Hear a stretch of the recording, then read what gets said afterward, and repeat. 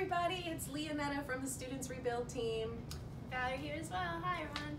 And we are so excited to welcome you to the Hunger Challenge. I can't believe it's been 2 weeks, Val. Went by so fast. So fast. So the first 2 weeks are down and we're so excited to be here with you on the 2-week mark for our first Tuesday of the month video to share with you a little bit more about the Hunger Challenge. And we've got some great ideas of things to show you on these Tuesday videos, so they're going to be a lot of fun this year.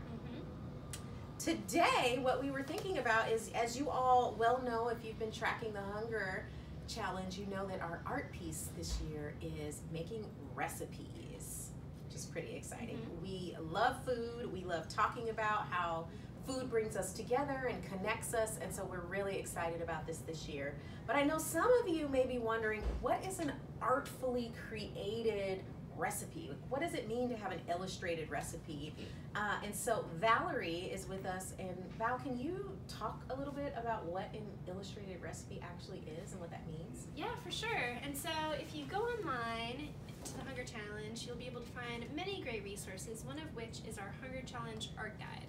And it'll give you, prompts, it'll give you examples, it'll give you materials lists, things to think about as you and your students create together. And really an illustrated recipe can be a lot of things. At its most basic level, it's a recipe that you write out, one you love, maybe that one that reminds you of your family or cooking with your grandparents or your parents, one that reminds you of your culture, maybe cultural celebrations that you observe, and then writing that out and then kind of adding some illustrations to it. So maybe drawing ingredients around the margins, maybe drawing a picture of you and your family enjoying it at the bottom, maybe popping in, pictures of you stirring or cooking or sauteing or, different things that maybe bring to life what you've written down.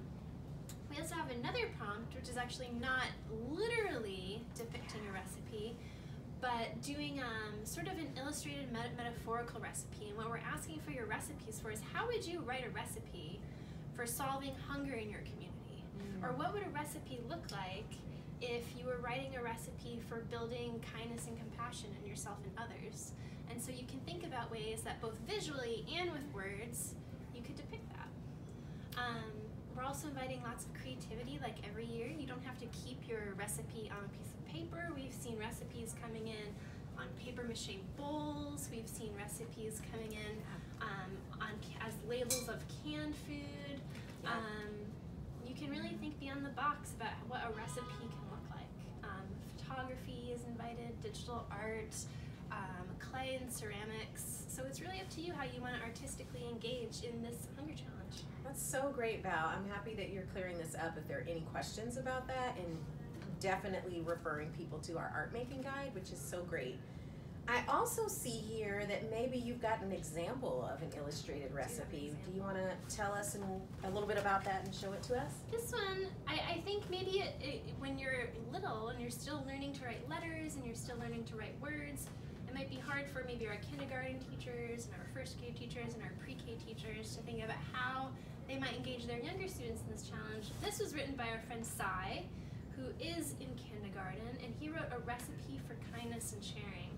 And you can see he did a sun, he did people handing things, something to each other. There's a cookie on there, and a little broccoli and a smiley face, and a help. And his teacher helped him write out these letters so that he could participate. So we welcome a range of ages from preschool all the way to high school, where you'll see in the Hunger Challenge guide some paper mache bowls that students are doing. So there's lots of options. Yeah, sounds like this challenge, like all of our challenges, is going to welcome and invite a lot of cool creativity. Yes.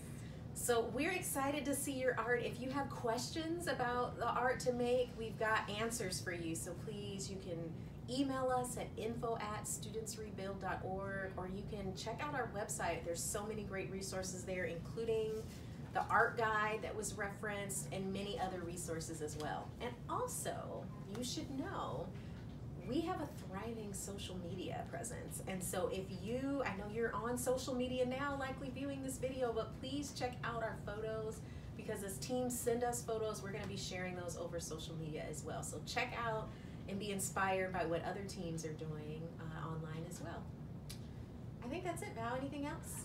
That's it. I think that's it. And that is your first Tuesday update from here at Students Rebuild. Talk to you soon.